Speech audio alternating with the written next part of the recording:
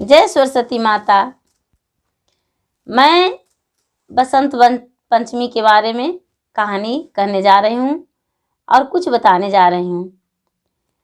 बसंत पंचमी कब से मनाई जाती है और क्यों मनाई जाती है, और बसंत पंचमी में किन की पूजा होती है। तो बसंत पंचमी के दिन माता सरस्वती का जन्म हुआ था। माता सरस्वती का जन्म बसंत पंचमी के दिन ही हुआ था। और माता सरस्वती जो हैं वो विद्याधारिणी हैं। वो जो हैं वो माता सरस्वती जब पूरा ब्रह्मांड में, पूरा पृथ्वी पे चारों कोना सिर्फ जल ही जल था, कोई मनुष्य नहीं रहते थे, वहाँ पर ब्रह्मा जी आए और ब्रह्मा जी घूम रहे थे बसंत पंचमी के दिन। तो बसंत पंचमी के दिन घूम रहे थे और इधर उधर देख रहे थे और उन्हें कुछ भी नहीं दिखाई दे रहा था। तो ब्रह्मा जी अपने हाथ में कमंडल लिए हुए थे और कमंडल में से जल को छिड़क दिए। और जल छिड़कने के बाद वहाँ पे माता सरस्वती अवतार ले लिए, वहाँ पे खड़ी हो गए। उनका हंस की सवारी, हाथ में बीना, और माता सरस्वती, चार हाथों वाली जो माता सरस्वती हैं, वो सरस्वती वहाँ पे खड़ा हो गए और पूरा हवा जो था वो हवा जो संगीत में बदल गया, पूरा गुनगुना रहा है हवा। और जो जल जो है वो जल पूरा सुंदर दिख रहा है, उछल रहा है इनकी संगीतकार से। ये जो माता थी विद्याधारिणी, विद्यावासिनी, वो सब चीज में, पेड़ में, पौधा में, कनकन में प्रवेश कर गए माता सरस्वती। और कनकन में प्रवेश करके और अपना रूप दिखाने लगे, सारी चीज गुनगुनाने लगा। पौधा, पक्षी जो भी था सब गुनगुनाने लगा। जो पक्षी था उनका आवाज़ें जो था, आवाज़ें गूंजने लगा, अच्छा लगने लगा।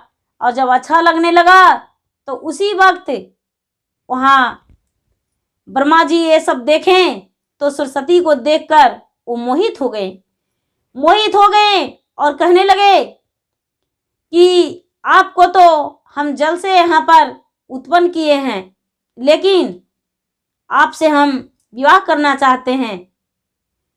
बोले अभी नहीं, अभी तो हम इस ब्रह्मांड में पृथ्वी पर आए हैं, अभी हम कैसे आपसे विवाह कर सकते हैं।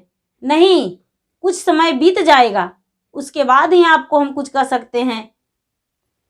उस समय ब्रह्मा जी चुप रह गए और माता सरस्वती जो थे इधर उधर घूमते रह गए और घूमते घूमते इतना अपना जो संगीत था, इतना अपना संगीत को भर दिए, ज्ञान को भर दिए, हर चीज में उनका गूंजता था। ये माता का जो बीना था, बीना का आवाज पूरा आकाश, पाताल और धरती, तीनों लोक में माता का बीना का आवाज गूंजता था। और बीना का स्वर जो था, एक उड़ने वाला पंछी भी इनका स्वर पहचान जाता था। और सारे लोग इनका बीना का आवाज सुन के खुश हो जाते थे। उस समय सिर्फ देवता ही देवता रहते थे, वहाँ उस समय कोई मनुष्य नहीं रहता था। ये जो माता सरस्वती थे जब पृथ्वी पर आए तो हर चीज का आविष्कार होने लगा और महादेव उत्पन्न किए मनुष्य तन का उत्पन्न किए। विष्णु जी, लक्ष्मी जी, ब्रह्मा जी तो उत्पन्न माता सरस्वती का किए। और धीरे धीरे ऋषि मुनियों का उत्पन्न हुआ और आगे का मनुष्य का भी विकास होने लगा, उत्पन्न हुआ। एक बार की बात है कि दो बालक था। वो पढ़ाई लिखाई नहीं जानता था कि पढ़ाई लिखाई क्या होता है। पहले के लोग पढ़ाई लिखाई कुछ नहीं करते थे, इस बारे में कोई पता नहीं था। माता सरस्वती अपना बीना लेकर, हंसवाहिनी अपने हंस पर सवार होकर जंगल में घूम रहे थे जंगल में घूम रहे थे और दो बालक पे नजर पड़ गया। दो बालक पे जब नजर पड़ा तो बालक को महादेवी पूछे, सरस्वती, बालक तू इस जंगल में क्या कर रहे हो? बालक बोलता है, क्या कहूँ, मैं तो लकड़ी लेने आया हूँ।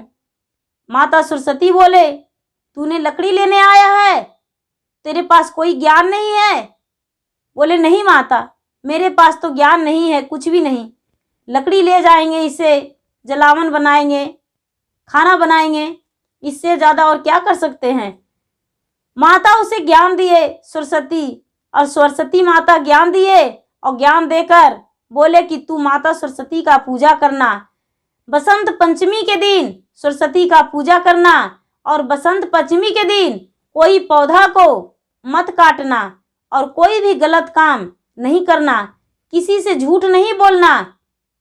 तेरे पास इतना ज्ञान हो जाएगा कि तू ये जो चाहेगा वो होगा। वो बालक जो था माता सरस्वती का बातें सुनकर वो अपना दिल में बैठा लिया कि माता सरस्वती जो कह रहे हैं वो सच्चे हैं, सही है। वो अपना गांव में आया और गांव में बोला कि हम थोड़ी सी ज्ञान लिए हैं, मुझे वन में माता सरस्वती मिले थे, अपने आप को बोले हैं कि हम सरस्वती हैं और मुझे ज्ञान मिला है, ये ज्ञान थोड़ी थोड़ी सब बांट लो। वो सबको अपना ज्ञान बांटने लगा और पढ़ाई लिखाई का आविष्कार किया, और थोड़ा थोड़ा पढ़ाई लिखाई उस समय से होने लगा। और जब पढ़ाई लिखाई होने लगा तो लोग अपने आप को विकसित करने लगे और अच्छे से रहन सहन करने लगे और पढ़ाई लिखाई शुरू कर दिए।